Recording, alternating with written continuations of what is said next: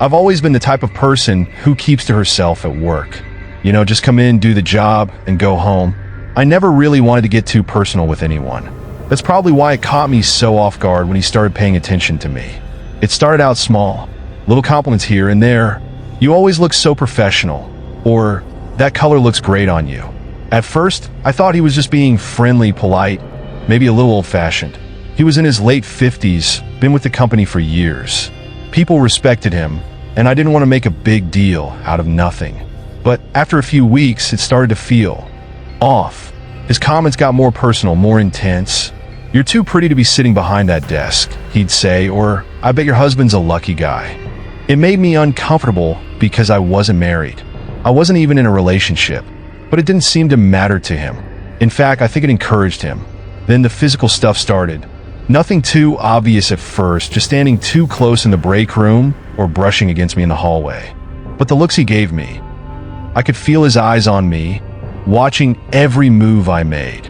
It got to the point where I'd avoid walking past his desk, even if it meant going out of my way.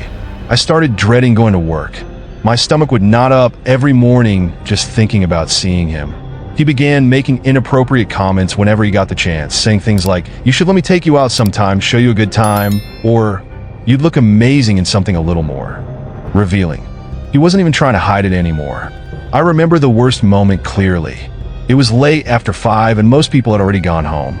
I was finishing up some reports when he walked by my desk, stopped and leaned in way too close. I could smell his aftershave, and it made me nauseous. He whispered, "I've been thinking about you all day. You should stay late more often." I froze. My heart raced, and I could barely breathe. I didn't know what to say, so I just mumbled something about needing to leave, grabbed my things, and rushed out. That night, I couldn't sleep.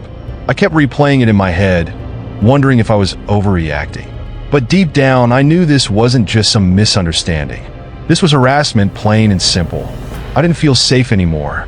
The next morning, I went straight to HR. My hands were shaking as I explained everything. Every comment, every unwanted touch, every stare. They listened, and for the first time in months, I felt like someone was actually on my side. They promised to investigate and told me to hang tight. A few days later, I got the call. They'd interviewed him, and it was clear he had crossed way too many lines. He was fired immediately. I remember sitting there, staring at my phone, trying to process it. It was a relief, but it didn't feel like enough. That's when they offered to help me get a restraining order. I agreed. Even with him gone, I couldn't shake the feeling he'd show up again. The anxiety lingered. Every time I walked out to my car or got home late from work, I'd check over my shoulder, half expecting to see him. It took a while, but eventually the fear started to fade. I never thought something like this would happen to me. You always hear about workplace harassment, but you never think it'll be you until it is. Looking back, I wish I had spoken up sooner. I wasted months feeling trapped, scared to make waves, but I'm just glad it's over now. No one should have to deal with that kind of behavior, ever. And if anyone listening to this is going through something similar, don't wait. Speak up. It's not worth your peace of mind to stay silent. I was excited when I first moved into my new place. You know that feeling, a fresh start, new neighborhood, the whole deal. I just got a promotion at work and finally had the chance to buy a house in a quiet, suburban area. It was perfect. What I didn't expect was to run into someone I hadn't seen in years. My old childhood friend, Mike. We were inseparable growing up. Riding bikes, playing video games, he was like a brother to me. But after high school, life happened. We drifted apart, and I hadn't heard from him in over a decade. So, when I saw him standing in the driveway next door, I couldn't believe it. He looked different, sure, older, rougher, but it was Mike. We hugged, caught up a bit, and promised to hang out soon. It felt like fate had brought us back together. At first, everything seemed great. We had a few beers, reminisced about the old days, and I felt like we were picking up right where we left off. But after a few visits, something about Mike felt off. It was hard to put my finger on at first. Maybe it was the way he'd dodge questions about his job, or the sketchy group of guys I'd see hanging around his place at all hours. I told myself it was nothing, just life taking us in different directions. But then little things started happening that I couldn't ignore. I'd come home, and noticed things weren't quite where I left them. At first, I chalked it up to being forgetful with all the stress of the move, but it kept happening. Doors would be slightly open when I knew I'd shut them. Lights I was sure I'd turned off would be on. It was weird, unsettling even, but I didn't have any proof that anything was actually wrong. One night, I saw Mike and his friend standing outside, huddled together, talking in low voices. The way they glanced over at my house sent a chill down my spine. Something about it just didn't sit right with me. That's when I decided to install security cameras around the house. I figured better safe than sorry, and it would give me some peace of mind. A few nights later, around 2 a.m., my phone buzzed with an alert from the cameras. Someone was on my property. I pulled up the feed, and my heart dropped. It was Mike. He was with two of his friends, creeping around the back of my house. One of them had a crowbar. I couldn't believe what I was seeing. The guy I grew up with, the one who had laughed with me just a few days ago, was about to break into my house. I didn't even have time to panic. I called the cops immediately, trying to stay quiet and out of sight. As I watched the camera feed, I saw them trying to pry open a window, whispering to each other, clearly thinking they were about to pull off a clean job. But before they could make it inside, flashing lights flooded the yard. The police had shown up just in time. Mike and his crew didn't even try to run. They were arrested right there on the spot. As they were being cuffed, I caught Mike's eyes through the window. There was no remorse, no guilt, just cold, empty recognition. Like he knew exactly what he'd been planning and didn't care that I caught him. Over the next few days, everything started coming to light. Mike and his so-called friends were part of a local gang that had been responsible for a string of break-ins around the neighborhood. Turns out, moving in next to me wasn't some happy coincidence. It was part of their plan all along. They'd been watching me, waiting for the right moment. And Mike?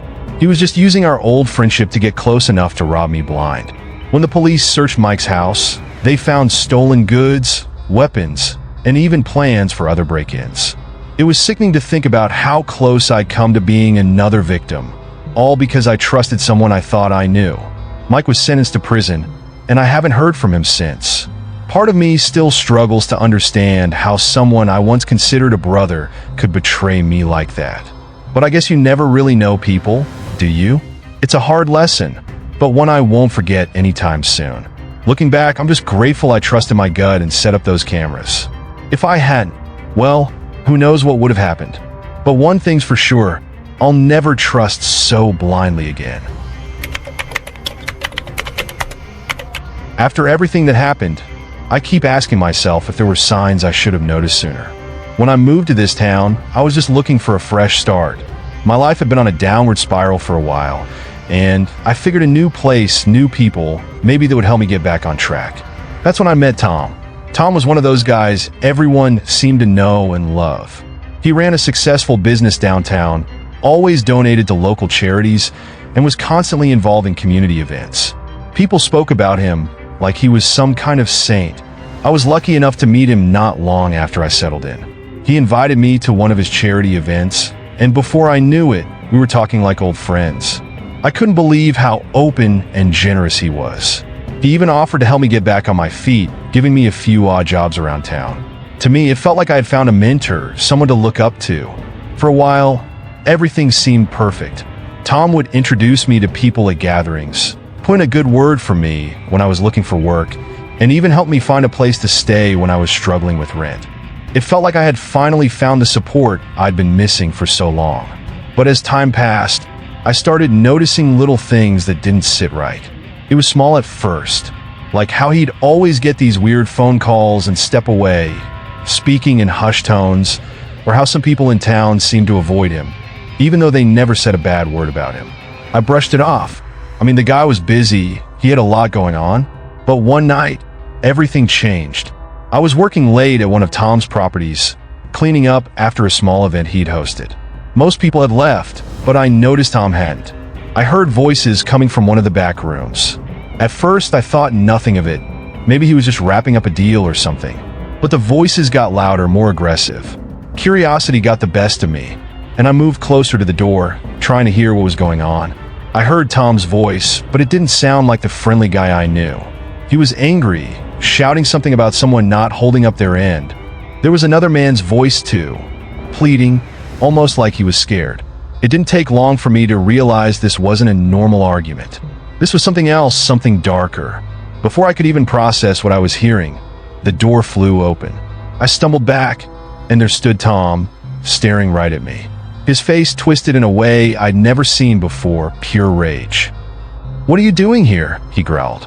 I tried to stammer out an excuse, but before I could, I felt a sharp pain in my gut. One of the guys with Tom had hit me hard. I fell to the ground, gasping for breath, barely able to comprehend what was happening. The next thing I remember is Tom standing over me, his voice cold and unfamiliar. "You didn't hear anything," he said. "You understand?" I nodded, too scared to speak. He walked away, leaving me there on the floor, gasping for air. I didn't go to the police right away. Part of me was still in shock, trying to make sense of it all. Could the same guy who helped me, who everyone admired, really be involved in something so sinister? But the next day, when I saw the bruises in the mirror, reality hit hard. I couldn't stay silent. I went to the cops, told them everything I'd heard and what had happened.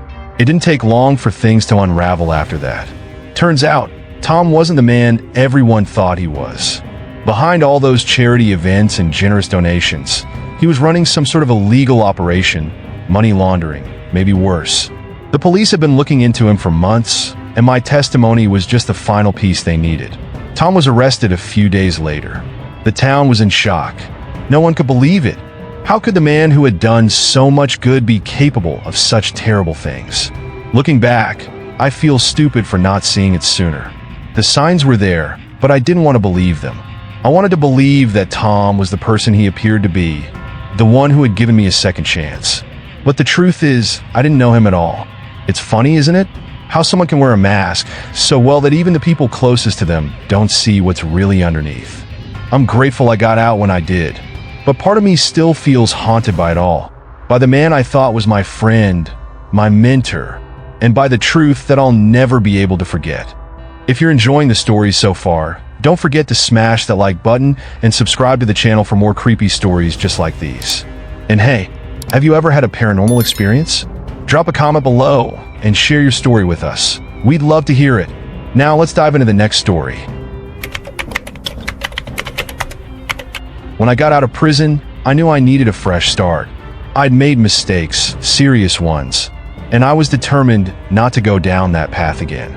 But turning your life around is hard, especially when people don't forget your past. That's why meeting Peter felt like a blessing.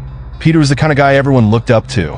He ran local food drives, organized community events, and was always the first to offer a helping hand to anyone in need. He didn't care about my past. He told me, everyone deserves a second chance, and I believed him. He helped me get back on my feet, offered me work, introduced me to people who could help me stay out of trouble. It was like I had found a mentor, someone who genuinely cared. At first, everything was good. Peter would invite me to his home, talk about the future, and encourage me to stay on the right track. He was generous, almost to a fault. I didn't ask questions because, for once, I felt like someone was rooting for me. But after a few months, things started to change. Peter became different. It started with his mood swings. One minute, he was the same kind-hearted guy I knew, and the next, he'd snap over something small. He'd yell at people for minor mistakes or blow up over the tiniest inconvenience. At first, I thought maybe he was just stressed. He had a lot going on, after all. But the way he looked at me during those moments, it was like I wasn't even a person to him, just another problem he had to deal with.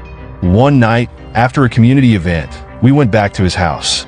He was quieter than usual, almost like he was on edge. I figured he was just tired, but something felt off. We sat down for a drink, and that's when I noticed it. His hands were shaking.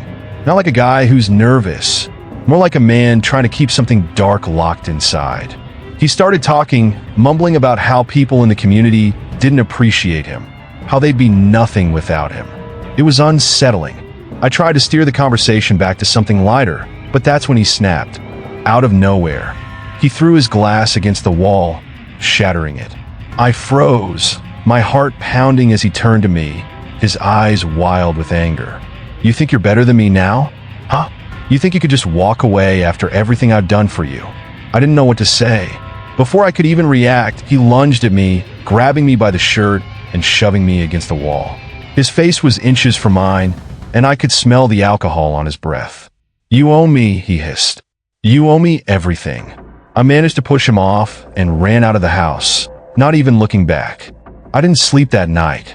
My mind was racing, trying to figure out what the hell had just happened. How had the man who'd helped me so much turned into someone I didn't recognize? The next few days were strange. Peter didn't call, didn't show up for any of the usual community events. I kept my distance, but something kept nagging at me. I couldn't shake the feeling that there was more going on than just a temper problem. I started asking around, trying to see if anyone else had noticed changes in Peter. That's when the whispers started. People talked about how Peter had always been a little intense, how his generosity sometimes felt like a trap, a way to control people. Some mentioned late-night visitors, shady people going in and out of his house. There were rumors that Peter was involved in things far darker than charity work, but no one could prove anything, and no one dared confront him. After all, he was the town's golden boy. Then things got worse. I started noticing strange cars parked near my place at night, following me around town. I tried to brush it off as paranoia, but it was real. Someone was watching me. One night, as I walked home, I saw a shadow move near the alley by my apartment. I knew then that Peter wasn't just angry, he was dangerous. I went to the police, but without proof, there wasn't much they could do. That is, until Peter made his final move. He showed up at my place, unannounced and unhinged. His face was pale, his eyes sunken, and he was muttering to himself about people taking what's his. I barely had time to react before he pulled a knife on me. We struggled, and somehow I managed to knock it out of his hand and escape. I called the cops immediately, and this time they acted. Peter was arrested that night. When they searched his house, they found more than just the knife. There were records of secret transactions, hidden stashes of money, and disturbing evidence tying him to several crimes in the area. It turns out Peter's generosity was just a cover. He'd been using his position in the community to hide his illegal activities, blackmail, fraud, maybe even worse. I never got the full story, and honestly, I don't think I want to know. After his arrest, the town was in shock. People couldn't believe the same man who donated to charity and helped so many was living a double life. I still don't have all the answers, and maybe I never will. But one thing's for sure, Peter wasn't the man any of us thought he was. Now, every time I look back, I wonder how I missed it, how I didn't see the darkness in him until it was too late. It's a hard pill to swallow, knowing that the person who helped you turn your life around was hiding such evil underneath. But I guess that's the thing about second chances. You never know what someone's really hiding. It had been years since I last saw Jake. We dated in college, and he was everything I thought I wanted back then: charming, attentive, and the kind of guy who made me feel like the only person in the room. But as with most college relationships, we drifted apart. Life happened, and we lost touch. So, when we reconnected through mutual friends, it felt like fate had given us a second chance. At first, it was like no time had passed at all. He seemed even more put together than I remembered, successful, stable, still that same guy who could make me laugh in an instant. For a while, everything was perfect. We'd go on long drives, have late-night talks, and he made me feel safe, like I could let my guard down. But slowly, little things started bothering me. It wasn't anything I could put my finger on right away, just odd behavior. He was always around, texting constantly, showing up at places where I hadn't told him I'd be. At first, I brushed it off as him just being excited about being together again. Maybe I was overthinking it. Then, one day, I got a message on social media from someone I didn't recognize. It was from a woman named Sarah, and she introduced herself as one of Jake's ex-girlfriends. The message was strange, short, to the point. "I'm reaching out to warn you. Be careful. Jake has a pattern, and I think he's watching you." My heart raced reading it. At first, I didn't know what to believe. This was the man I had once loved, someone who seemed so normal. I didn't want to think that any of it could be true. But once Sarah put the idea in my head, I started to notice things I hadn't seen before. The way Jake always knew details about my day I hadn't shared with him. How he'd comment on places I went, even when I hadn't posted anything about it. Then there were the times I felt like I was being watched, little moments where I'd glance over my shoulder and swear I saw someone in the shadows. Was I losing it, or was something really wrong? One night, I decided I had to confront him. We were out for a drive, something we did a lot, and I couldn't shake the feeling that if I didn't ask him right then, I'd never get the courage again. I turned to him, heart pounding, and asked, "Jake, are you watching me? Like, following me?" At first, he denied it. He laughed it off, saying I was being paranoid, that he just cared about me. But then, something in his eyes changed. His smile faded, and his grip on the steering wheel tightened. "You don't get it," he said, his voice low. "I've always kept an eye on you, even after we broke up. I never stopped loving you." My stomach dropped. The way he said it, so calm, so matter-of-fact, terrified me. I tried to stay calm, told him we needed to talk about it, that this wasn't okay. But that's when things went from bad to worse. We were still driving on a dark, empty road, and he suddenly swerved the car off to the side. I grabbed the door handle, my heart racing as he slammed on the brakes, pulling us onto the shoulder. "I've given you everything," he yelled, his face inches from mine. "I've been there for you, even when you didn't know it. And now you want to leave? After everything?" I was trapped. I didn't know what to say, how to calm him down. He was shaking, and his eyes were wild, filled with an intensity that I'd never seen before. I reached for my phone, but before I could dial anything, he grabbed my arm, squeezing it so hard I thought he might break it. The next few moments are a blur. He slammed the car back into gear and tore down the road, speeding like a maniac, the engine roaring as the car swerved back and forth. I screamed at him to stop, to pull over, but it was like he wasn't even there anymore. He just kept muttering to himself, like he was lost in his own head, his foot pressing harder on the gas. That's when we hit the curve. The car spun out of control, tires screeching as we slammed into the guardrail. I remember the sound of metal crunching, glass shattering, and the horrible feeling of the world flipping upside down as the car rolled. When we finally stopped, I was upside down, strapped into my seat, breathing hard, my whole body shaking. Somehow, we were both alive. I don't know how I found the strength to get out, but I did. I crawled out of the wreck, my head spinning. Jake was unconscious in the driver's seat, blood trickling from his head. I wanted to run, but my legs wouldn't work. I was too shaken. All I could do was sit there, staring at the wreckage, trying to process what had just happened. When the police arrived, I told them everything. How Sarah had warned me, how Jake had been watching me, and what he'd done in the car. They took him into custody as soon as he regained consciousness. The officer told me later that it wasn't the first time they'd heard stories like mine about Jake. There were others, other women he'd watched, followed, tried to control. Sarah wasn't the only one, just the only one brave enough to warn me. Jake was arrested, and I got a restraining order. But the truth is, even with him behind bars, I'm still looking over my shoulder. The idea that someone I once loved could turn into this monster, someone obsessed and dangerous. It's a nightmare I'm still trying to wake up from. And to this day, I still wonder how much of Jake I ever really knew at all. There are some memories you try to bury, but they never really go away. For me, it's the memories of my friend Lily and what happened with her stepdad. We met when we were kids, around 10 or 11, back when everything still seemed simple. Lily was smart, funny, and the kind of friend who'd always stick up for you.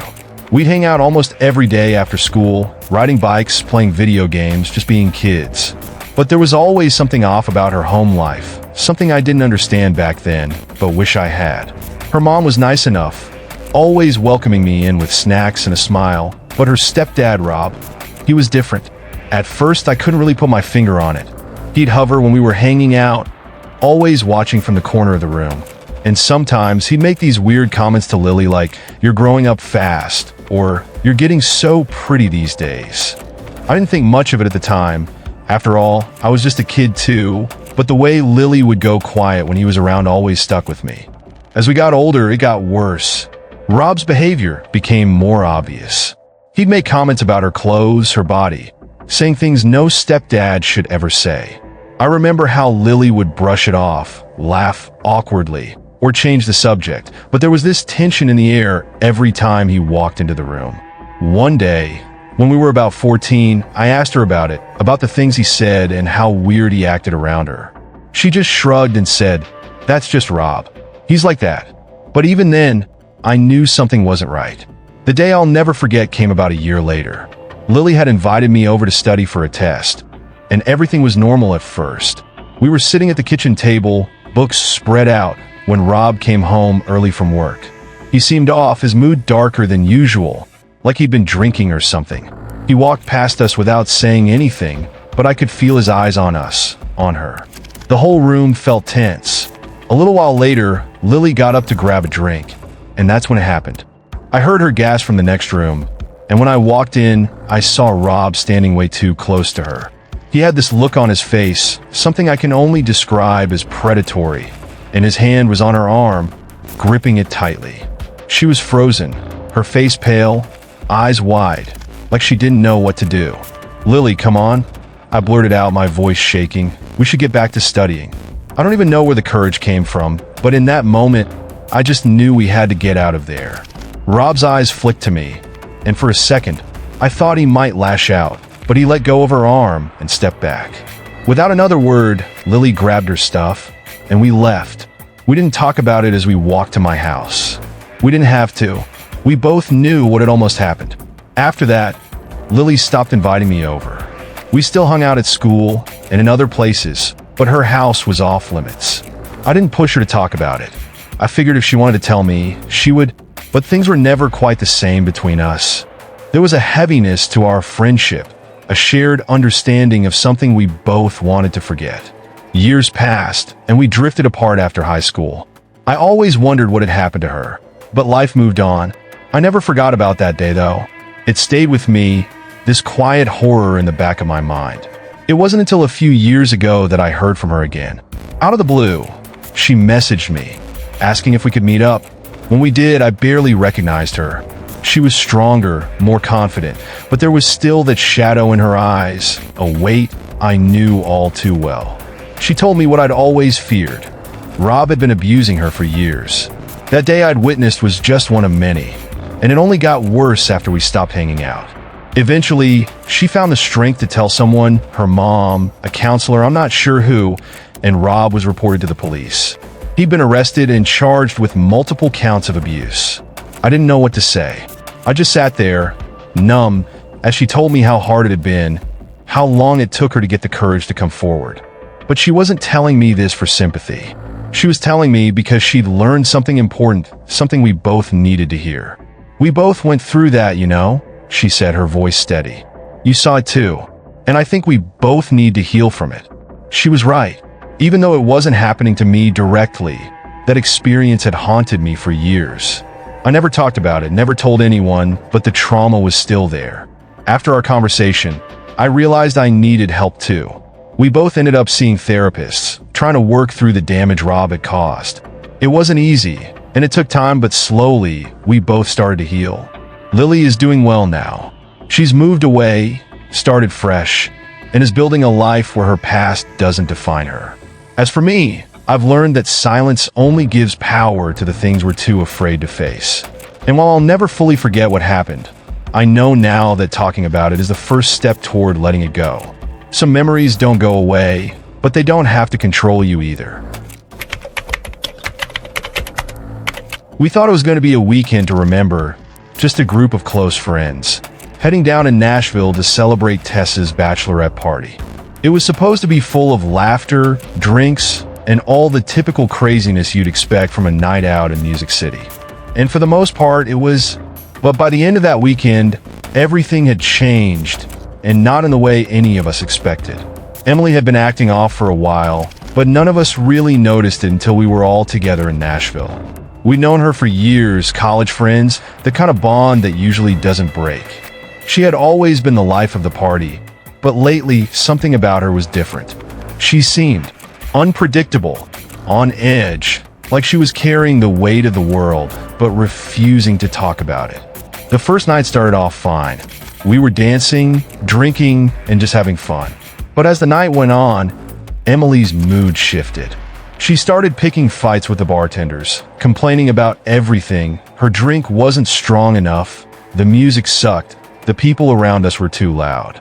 At first, we tried to laugh it off, thinking maybe she just had too much too fast. But when she started screaming at another group of women for accidentally bumping into her, things escalated quickly. Tessa pulled her aside, trying to calm her down, but Emily wasn't having it. She shouted at Tessa, accusing her of not being a real friend, of always leaving her out. The rest of us just stood there stunned. We had no idea what to say. Tessa, clearly hurt, walked away, and that was when Emily really lost it. She stormed off into the night, leaving us standing there, not sure what to do. We figured she just needed some time to cool off, so we went back to our Airbnb, hoping she'd show up in the morning. But she didn't. For the rest of the trip, Emily was gone. No texts, no calls, nothing. We were worried, of course, but at the same time, we were angry. The way she'd acted had ruined what was supposed to be a special weekend for Tessa, and we didn't know if she'd ever show up again. We packed up, went home, and figured she'd reach out when she was ready to apologize. Days passed, and none of us heard a word from her. That's when I started to get a bad feeling. I thought maybe something had happened to her, but I tried to push the thought out of my mind. Maybe she was just embarrassed, I told myself. I was wrong. One night, about a week after we got back, I was home alone when I heard a noise outside. It was late, after midnight, and I figured it was just my neighbor's dog or something. But then I heard it again, louder, like someone was trying to open my back door. My heart started pounding, and I grabbed my phone, ready to call the police. That's when I saw her. Emily was standing in my backyard, staring right at me through the sliding glass door. Her clothes were dirty, her hair a mess, and her eyes, God, her eyes were wild, like she hadn't slept in days. She didn't look like the Emily I knew. She looked broken. Before I could react, she slammed her fist against the door, screaming my name. "Let me in," she yelled, her voice frantic. "You all abandoned me. You left me." I froze, not knowing what to do. This wasn't just Emily being dramatic. This was something else, something darker. She kept pounding on the door, harder and harder, until I thought she was going to break the glass. I told her to leave, that I'd call the police, but that only seemed to make her angrier. Suddenly, she picked up a rock from the yard and smashed it against the door. The glass shattered, and she climbed through, her eyes locked on me like a predator. I ran for the front door, but she was fast. She grabbed me by the arm, screaming about how I'd betrayed her, how all of us had left her behind when she needed us most. I don't know how I managed to break free, but I did. I ran outside, screaming for help, and that's when my neighbor came out, already on the phone with the police. They arrived within minutes, tackling Emily to the ground as she thrashed and screamed. The sight of her being dragged away, still shouting my name, is something I'll never forget. The next day, I found out that Emily had been spiraling for months. Financial problems, a bad breakup, and mental health issues had all piled up, and none of us had known. We had been too busy with our own lives to see what was happening to her. In Nashville, when she blew up, that was her breaking point. She'd been losing control for a long time, and we hadn't noticed. Emily was arrested and later admitted to a psychiatric facility. I tried to visit her, but she refused to see me. Part of me is still angry at her for what she did, but mostly, I just feel guilty. Guilty for not seeing the signs, for not being there when she needed help. Tessa and the others feel the same way. We've all talked about it since, wondering if there was something we could have done to prevent this, to help her before she reached the point of no return. But now it's too late. Looking back, I realize how fragile everything was, how someone we thought we knew so well could be unraveling right in front of us, and we had no idea. I still don't know what will happen to Emily, or if she'll ever be the person we used to know again. But one thing's for sure, none of us will ever forget that night, or the guilt that lingers long after it's over.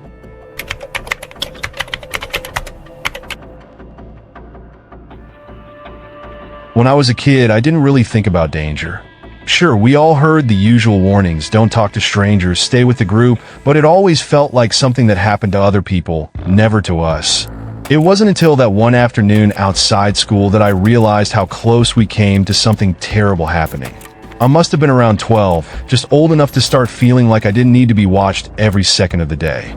It was the end of the school day, and my friends and I were waiting outside, hanging out by the bike racks, laughing about some dumb joke from class. My best friend, Max, was with us. We'd known each other since kindergarten, and we did pretty much everything together. Most days, Max would walk home with me before heading to his house, but on that particular day, I got distracted. My mom had texted me, reminding me to meet her at the front of the school because we had an appointment. So, I waved at Max and started heading toward the parking lot.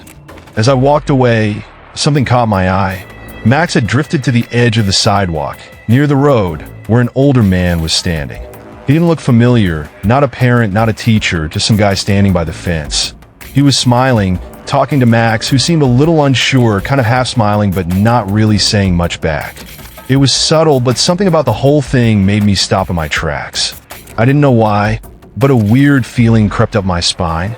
Maybe it was the way the guy leaned in, talking too softly, like he didn't want anyone else to hear. Or maybe it was how Max kept glancing back at the school, like he wasn't sure if he should be talking to this guy at all. "Max!" I called out, waving him over. "Come on, man, let's go." He looked at me, relief flashing across his face, and waved goodbye to the guy before running back over to me. The stranger's smile faded as he watched Max jog away, and I remember feeling this deep sense of unease as the man turned and quickly walked off in the opposite direction. "What did that guy want?" I asked as we started walking toward the front of the school together. "I don't know." Max shrugged, his voice uneasy. He asked if I needed a ride home or if I was waiting for my parents. Said he knew my family, but I've never seen him before. That's when it hit me, this guy, whoever he was, had no reason to be talking to Max. He was just some stranger trying to chat up a kid outside of school. My stomach turned as I realized what could have happened if I hadn't called Max over when I did. We didn't think much of it at first. I mean, it was weird, sure, but it wasn't until the next day that it all really sank in. The school made an announcement saying there had been a report of a suspicious person lingering around the campus.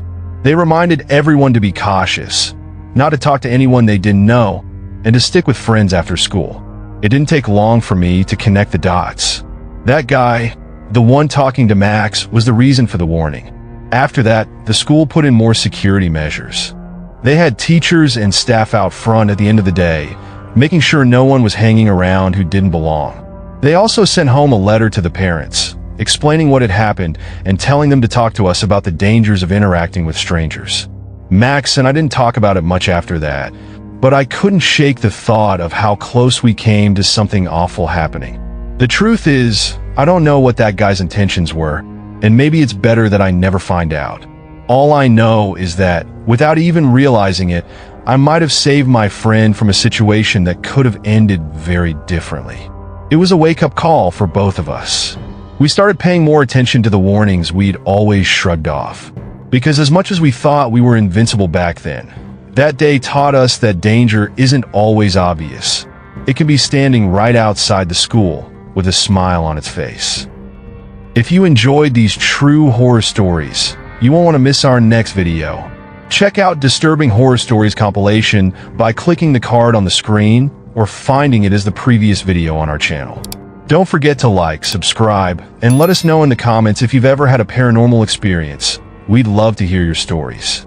Stay brave, and we'll see you in the next video.